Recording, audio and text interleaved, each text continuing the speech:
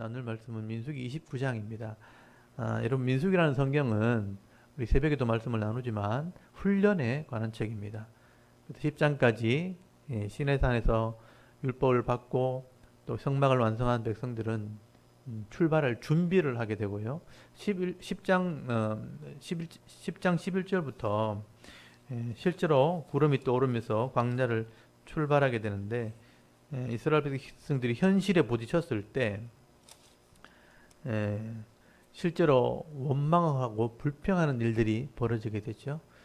그래서 모세의 가족들 중에 또 백성들 중에 불평을 하게 되고 또 실제로 13장의 가데스 바네아 정탐꾼 사건 때문에 하나님을 불신하게 되는 일들이 벌어지게 됩니다. 그래서 실제로 이 광야에서는 이렇게 불신한 백성들은 가나안 땅, 약속의 땅에 들어가지 못한다는 얘기를 하게 되는 거예요. 그래서 15장에 속죄제를 드리고 난 뒤에 16장부터 계속해서 불신해서 죽었던 사람들의 이야기를 기록을 하게 됩니다. 고라당의 사건을 대표적으로 얘기해서 또 길이 험하다고 불뱀에게 물려준 사건, 또 바알 부엘에게 이렇게 원망하는 사건, 이런 사건들이 계속해서 일어나게 되고 그 40년 동안 다 심판받은 이야기를 기록하게 됩니다. 근데 중요한 것은 그 20세 이하의 아이들이 그 심판받는 모습을 보면서 훈련을 한다는 거예요. 하나님을 믿기로 언약한 백성들이 불순종하면 광야에서 이렇게 심판을 받는구나. 그래서 예배하는 훈련, 회개하는 훈련, 또 말씀 순종하는 훈련, 그래서 순종하는 훈련을 하면서 계속 오다가 우리 지난번에 28장, 29장 오늘 연결되는데 예배에 대한 규례를 다시 설명하는 겁니다. 그래서 매일 드리는 상번제, 일주일에 한 번 드리는 안식일 번제, 오늘날 주일 예배, 1년 한 달에 한 번씩 첫날에 드리는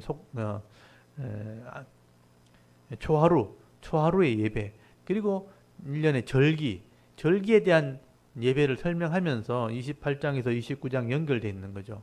그래서 6월절, 그 다음에 맥추절, 그게 이제 전반기에 있는 거고, 오늘 29장에 이제 7월 달부터 생기는 나팔절, 대속죄일, 그 다음에 초막절, 장막절이라고 하는 초막절이 나옵니다.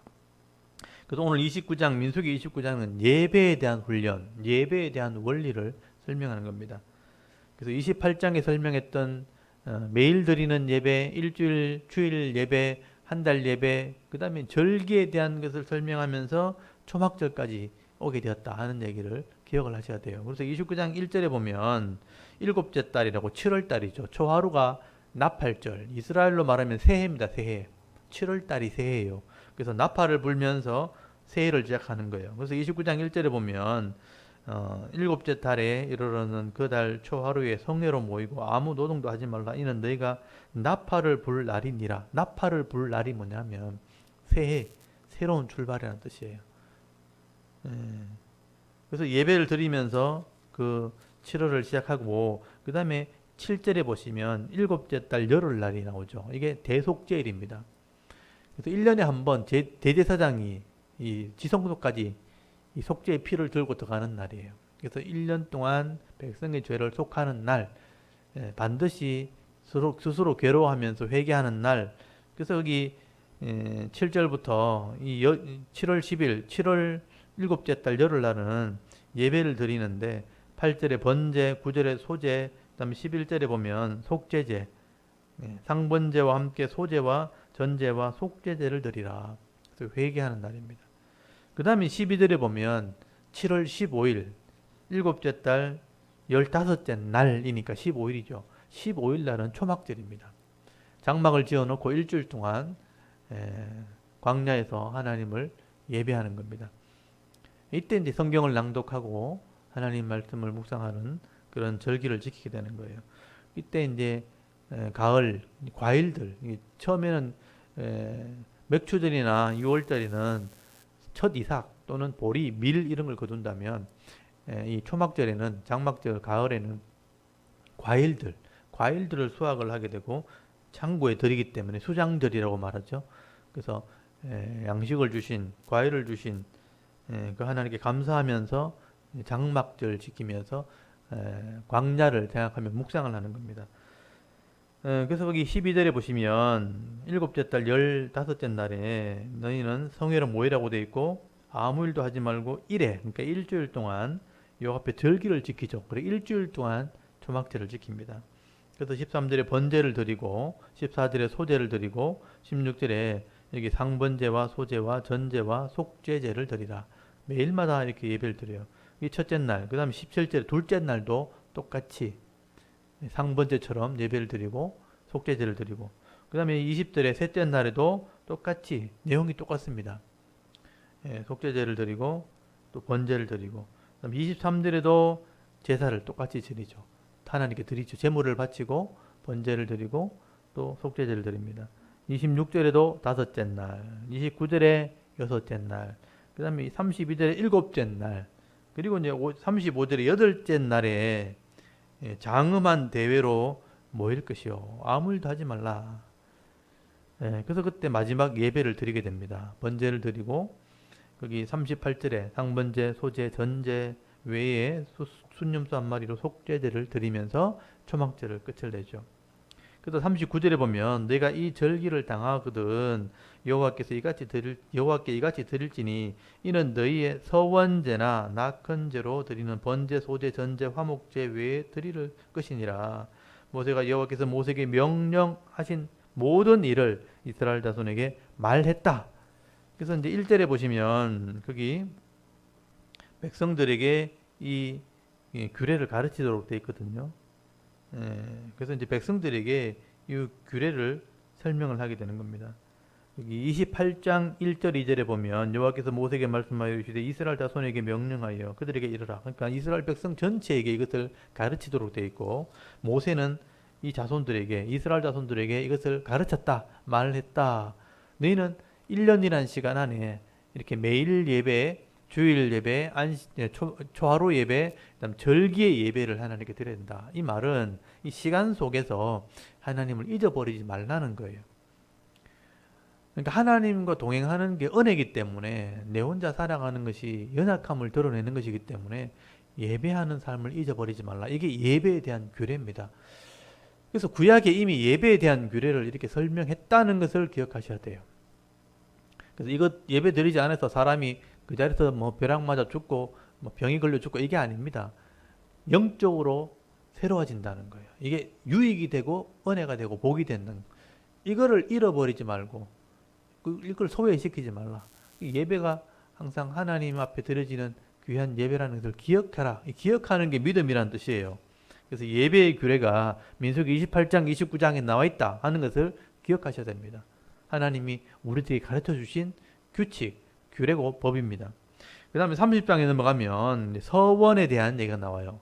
하나님께 약속을 할 때는 공적인 약속, 공식적인 약속을 할 때는 함부로 하면 안 돼요. 반드시 지켜야 되기 때문에 그렇습니다. 여러분 서약, 계약, 약속이라는 것은요. 지키기 위해서 하는 것이에요. 하나님께서 내게 약속하신 것을 우리가 반드시 이루어달라, 지켜달라 이렇게 요구하는 것처럼 우리가 하나님께 약속하면요. 반드시 지켜야 됩니다. 지키지 못할 것은 약속을 하면 안 돼요. 근데 인격을 걸고 우리가 약속을 했다면 반드시 지키는 것이 이게 법이에요. 하나님과의 약속입니다. 그래서 여러분 30장 1절 한번 보세요. 모세가 이스라엘 자손 지파의 수령들에게 말하여 이르되 여호와의 명령이 이러하니라. 사람이 여호와께 서원하였거나 결심하고 서약하였으면 깨뜨리지 말고 그가 입으로 말한 대로 다 이행할 것이니라. 이게 법이에요. 약속은 무조건 입에서 냈으면 지키는 것이다 하는 게 하나님 나라 법이에요. 그럼 지키지 못하면 그 약속의 한 대가 또는 재앙 또는 벌을 내가 받아야 돼요. 그럼 약속을 지키면 그 약속의 안에 있는 내용의 이익, 유익, 복을 받게 되어 있는 겁니다. 우리가 어디서 만나서 식사하기로 했다. 그러면 식사의 즐거움을 누리게 되는 것이고요. 약속해놓고 못 가게 되면 못 가게 대한 이유를 정당하게 밝혀야 되는 거죠. 그래서 납득을 해서 그 약속이 무효되도록 하는 것이 법을 지키는 겁니다. 그래서 약속은 지켜야 되고 못 지키면 무효시켜야 된다. 법적으로 무효시켜야 이게 무마되는 것이고 아무 것이 없는 것처럼 되는 거예요. 그래서 약속을 했을 때는 법적인 절차가 반드시 있다는 것을 기억해라. 이게 하나님의 방법이고 예수 믿는 사람의 원리여야 된다. 그래서 2절부터 보시면요. 어린아이들이 만약에 욕심이 생겨서 하나님의 이름으로 자기가 서원을 한다든지 약속을 해버리면 아직 미성년자잖아요. 어린아이의 경우에. 그러면 부모의 허락이 있어야 됩니다.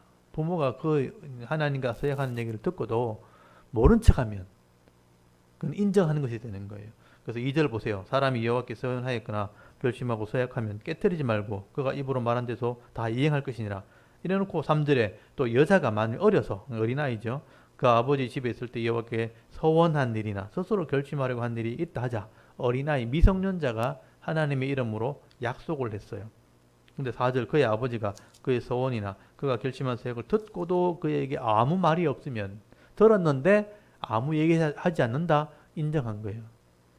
그래서 그의 모든 서원을 행할 것이요 그가 결심한 서약을 지킬 것이니라. 그러니까 효력이 발생하는 거죠. 아버지가 허락을 했다고 보는 거예요. 아버지가 듣고도 아무 얘기 안 하면 허락한 거다. 그럼 반드시 약속을 지켜야 된다. 어리지만 지켜야 된다. 근데 5절에 보면요.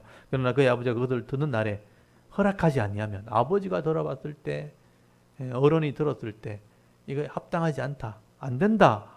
부모의 권위로 허락하지 않으면 하나님과의 약속이 이행되지 않습니다. 계약이 성립이 안 된다는 뜻이에요. 그래서 효력이 없어지는 거다. 그래서 아무 일도 일어나지 않는 거죠. 그래서 여호와께서 사하신다. 그 언약을 지키지 않아도 특별히 벌이 없어요. 용서하신다. 이게 약속의 원리예요. 부모의 허락이 반드시 필요하다. 어린아이는. 그만큼 약속이 중요하다는 거예요. 6절에는요. 만약에 여인, 결혼한 부부일 경우에 남편을 맞이할 때 경솔하게 입술로 여자가 남편을 결혼하려고 하는 사람이 여자가 경솔하게 너무 성급하게 하나님께 약속을 했다 치면 7절에 남편이 듣고도 아무 말이 없으면 이거는 인정한 거예요. 반드시 지켜야 됩니다. 근데 8절에 남편이 들어보고 허락하지 않으면 그 서원과 결심하고 경솔하게 입술로 말한 서약은 무효가 되는 거죠. 무효라는 것은 법적 효력이 없는 거예요. 남편이 허락하지 않으면 하나님과 정식으로 이름을 가지고 언약했을지라도 무효, 아무 효력이 없는 것입니다. 그래서 남편의 권위가 가정에서는 중요하다 하는 얘기를 하게 되는 거예요. 그 다음에 9절에 혼자 사는 분들, 혼자 사는 분이 하는 건 자기가 언약한 거니까 자기가 지켜야 된다는 거고요. 그 다음에 10절에 부녀, 결혼 생활할 때 남편의 집에 그의 남편의 집에서 서원을 하였다든지 결심을 하고 서약을 하게 되면 똑같아요. 11절에 남편이 말이 없고 금하지 않으면 약속은 시행돼야 됩니다. 약속대로 벌이 임하고 약속대로 복이 임하는 거예요. 12절에 남편이 듣고 그것을 무효시키면 남편이 허락하지 않으면 여기는 약속을 지키지 않아도 사함을 받게 된다. 부녀를 사시느니라. 그러니까 효력이 없다 이런 뜻이에요. 그러니까 약속은 반드시 지켜야 되기 때문에 그만큼 중요하기 때문에 어린아이가 미성년자가 모르고 약속하면 부모가 책임을 진다는 뜻이고요. 여자가 부녀가 어떤 좁은 생각에 급한 마음에 가정에서 하나님의 이 가정을 걸고 언약을 하면 남편이 허락하에 그것이 효력을 발생하게 되고 무효할 수 있다. 남편이 허락했다면 반드시 지켜야 되고 허락하지 않으면 무효할 수 있다. 그만큼 서약은 중요한 것이다 라고 말씀하는 겁니다. 그래서 여러분 이 서약은 반드시 내가 했을 때는 지켜야 됩니다. 만약에 못 지키면 하나님한테 그 서약에 대한 무효를 해야 되는 거죠. 이런 상황이 생겨서 못하니까 하나님께서 용서해달라. 이런 무효화하는 법을 또 시행을 해야 됩니다. 그 서약에 대한 무효화는 그런 약속을 또 하셔야 돼요. 그래야 그것이 효력이 없어지는 것이죠. 이렇게 할 때 하나님의 관계 속에서 복이 임하게 되고 걸림돌이 없어지는 겁니다. 그렇지 않으면 내가 서약에 대한 책임을 계속 물어야 되는 거예요. 구원도 약속을 통해서 이루어지는 거죠. 그래서 구원을 내가 믿겠다 했으면 믿음으로 지켜나가는 것이 이루어지는 것이고 또 내가 구원을 믿었기 때문에 순종해 나가는 내 편에서의 믿음이 필요한 거예요. 그 믿음을 보시고 하나님께서 구원하시는 것입니다. 그래서 그런 중요성이 있기 때문에 이 효력이라는 것과 무효한다는 개념을 잘 이해하시면 좋겠어요. 하나님께서는 반드시 약속을 통해서 일하신다. 이 중요한 원리를 여기서 이제 우리가 배우게 되는 거죠. 그래서 성경 전체는 약속을 통해서 이루어진다는 얘기를 하게 되는 겁니다. 그래서 적어도 가정 안에서는 남편이 미성년자 아이들과 또 부녀의 그 약속을 허락하면 그것이 시행되고 남편이 허락하지 않으면 시행되지 않기 때문에 반드시 남편을 통해서 약속도 하고 또 무효도 하는 그런 일들을 하라 하고 말씀을 하게 되는 겁니다. 그래서 23절 모든 서원과 마음을 자지하기로 한 모든 서약은 그의 남편이 그것을 지키게도 할 수 있고 무효하게도 할 수 있으니 그의 남편이 여러 날이 지나도록 말이 없으면 아내의 서원과 스스로 결심한 일을 지키게 하는 것이니 이는 그가 그것을 들을 때 그 아내에게 아무 말도 아니하였으므로 지키게 됨이니라. 남편이 허락하면 아무 말도 없으면 반드시 약속은 시행된다. 그리고 15절에 그러나 그의 남편이 들은 지 얼마 후에 그것을 무효하게 하면 그 아내의 죄를 담당할 것이니라. 그래서 무효하면 그 남편이 그것을 무효했기 때문에 죄가 되지 않는다 이런 의미예요. 16절에 이는 여호와께서 모세에게 명령하신 규례니 이 법이란 뜻입니다. 남편이 아내에게 아버지와 자기 집에 있는 어린 딸에 대한 것이니라. 이 약속이 중요하기 때문에 이런 규례를 만들어 주신 것은 약속의 원리를 가지고 하나님을 섬겨라 하는 의미가 있다는 거예요. 그래서 우리 사람들끼리 약속도 함부로 하면 안 되죠. 하면 반드시 지켜야 되죠. 지킬 만한 약속을 하는 것, 그게 믿음입니다. 하나님과의 관계 속에서도 내가 믿음으로 지켜나가면 그게 믿음이 되는 것이고요. 사람들의 관계 속에서도 지킬 만한 약속을 하고 지켜나가면 그것이 신뢰가 되어지는 것이고, 그래서 이 땅에서 복을 받게 되는 거예요. 그래서 자기의 어떤 가치를 가지고 살아가게 될 수 있는 것이죠. 근데 약속을 늘 어기면 무시당하게 되고 사람들이 인정하지 않게 되니까 그 공동체 속에서는 절대로 자기 자리를 차지할 수 없습니다. 기업을 누리지 못하는 거예요. 그 약속을 잘 지킨 사람이 결국은 신뢰를 하게 되고 또 유익을 얻게 되고 복을 받게 된다 하는 원리를 꼭 기억할 수 있길 바랍니다. 31장인데 미디안과의 전쟁이 나오기 때문에 이거는 바알 부호를 섬기게 만들었던 무당 발람에 대한 심판을 얘기하는 거예요. 이건 다음 주에 제가 말씀을 나누도록 하겠습니다. 오늘은 이렇게 29장에 나오는 이 예배에 대한 규례 중에 7월 달에 있는 나팔절, 대속죄일, 초막절에 대한 규례, 그 다음 30장에 서약했던 약속에 대한 규례, 이 두 말씀을 우리 함께 읽고 같이 기도했으면 좋겠습니다. 우리 29장부터 30장까지 두 장 말씀을 우리 낭독을 하고 또 이렇게 기도 제목을 삼기를 원합니다. 우리 29장부터 한번 읽어보겠습니다. 민수기 29장 일곱째 달에 이르러는 그 달 초 하루에 성회로 모이고 아무 노동도 하지 말라. 이는 너희가 나팔을 불 날이니라. 너희는 숫송아지 한 마리와 순양 한 마리와 1년 되고 흠없는 순양 7마리를 여호와께 향기로운 번제로 드릴 것이며 그 소재로는 고운 가루에 기름을 섞어서 쓰되 숫송아지에는 10분의 3이요 순양에는 10분의 2요 어린 양 7마리에는 어린 양 한 마리마다 10분의 1을 드릴 것이며 또 너희를 속죄하기 위하여 순염소 한 마리로 속죄제를 드리되 그 달의 번제와 그 소제와 상번제와 그 소제와 그 전제 외에 그 규례를 따라 향기로운 냄새로 화제를 여호와께 드릴 것이니라. 일곱째 달 열흘날에는 너희가 성회로 모일 것이요 너희의 심령을 괴롭게 하며 아무 일도 하지 말 것이니라. 너희는 수송아지 한 마리와 순양 한 마리와 1년 된 순양 7마리를 다 흠없는 것으로 여호와께 향기로운 번제를 드릴 것이며 그 소재로는 고운 가루에 기름을 섞어서 쓰되 숫송아지 한 마리에는 10분의 3이요 순양 한 마리에는 10분의 2요 어린 양 7마리에는 어린 양 한 마리마다 10분의 1을 드릴 것이며 속죄제와 상번제와 그 소제와 그 전제 외에 순염소 한 마리를 속죄제로 드릴 것이니라. 일곱째 달 15째 날에는 너희가 성회로 모일 것이요 아무 일도 하지 말 것이며 이래 동안 여호와 앞에 절기를 지킬 것이라. 너희 번제로 여호와께 향기로운 화제를 드리되 숫송아지 13마리와 순양 2마리와 1년 된 순양 14마리를 다 흠없는 것으로 드릴 것이며 그 소재로는 고운 가루에 기름을 섞어서 숫송아지 13마리에는 각기 10분의 3이요 순양 2마리에는 각기 10분의 2요 어린 양 14마리에는 각기 10분의 1을 드릴 것이며 상번제와 그 소제와 그 전제 외에 순염소 한 마리를 속죄제로 드릴 것이니라. 둘째 날에는 숫송아지 12마리와 순양 2마리와 1년 되고 흠없는 순양 14마리를 드릴 것이며 그 소제와 전제는 숫송아지와 순양과 어린 양의 수요를 따라서 규례대로 할 것이며 상번제와 그 소제와 그 전제 외에 순염소 한 마리를 속죄제로 드릴 것이니라. 셋째 날에는 숫송아지 11마리와 순양 2마리와 1년 되고 흠없는 순양 14마리를 드릴 것이며 그 소재와 전제는 수송아지와 순양과 어린 양의 수요를 따라서 규례대로 할 것이며 상번제와 그 소재와 그 전제 외에 순념소 1마리를 속죄제로 드릴 것이니라. 넷째 날에는 수송아지 10마리와 순양 2마리와 1년 되고 흠없는 순양 14마리를 드릴 것이며 그 소재와 전제는 수송아지와 순양과 어린 양의 수요를 따라 규례대로 할 것이며 상번제와 그 소재와 그 전제 외에 순념소 1마리를 속죄대로 드릴 것이니라.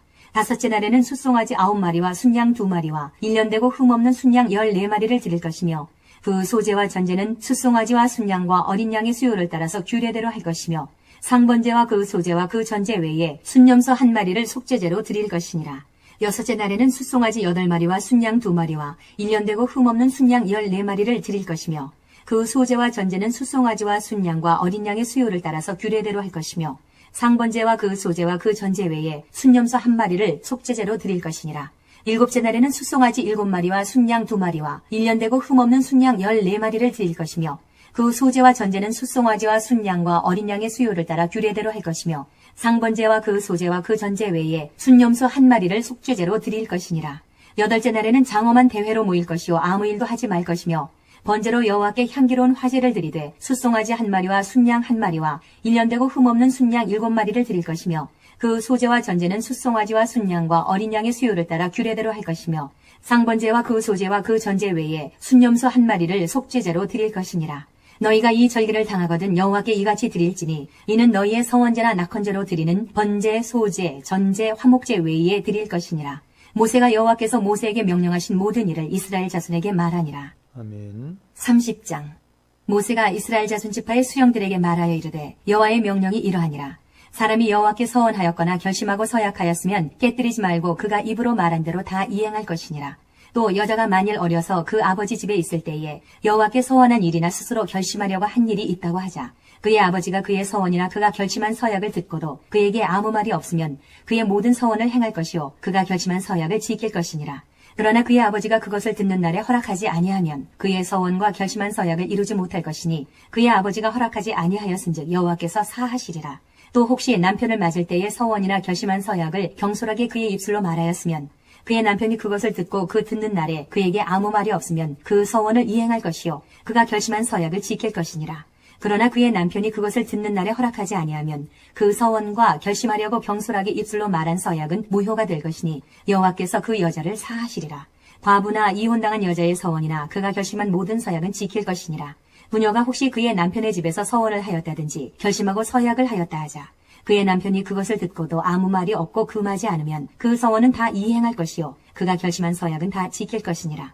그러나 그의 남편이 그것을 듣는 날에 무효하게 하면 그 서원과 결심한 일에 대하여 입술로 말한 것을 아무것도 이루지 못하나니 그의 남편이 그것을 무효하게 하였은즉 여호와께서 그 부녀를 사하시느니라. 모든 서원과 마음을 자제하기로 한 모든 서약은 그의 남편이 그것을 지키게도 할 수 있고 무효하게도 할 수 있으니 그의 남편이 여러 날이 지나도록 말이 없으면 아내의 서원과 스스로 결심한 일을 지키게 하는 것이니 이는 그가 그것을 들을 때에 그의 아내에게 아무 말도 아니하였으므로 지키게 됨이니라. 그러나 그의 남편이 들은 지 얼마 후에 그것을 무효하게 하면 그가 아내의 죄를 담당할 것이니라.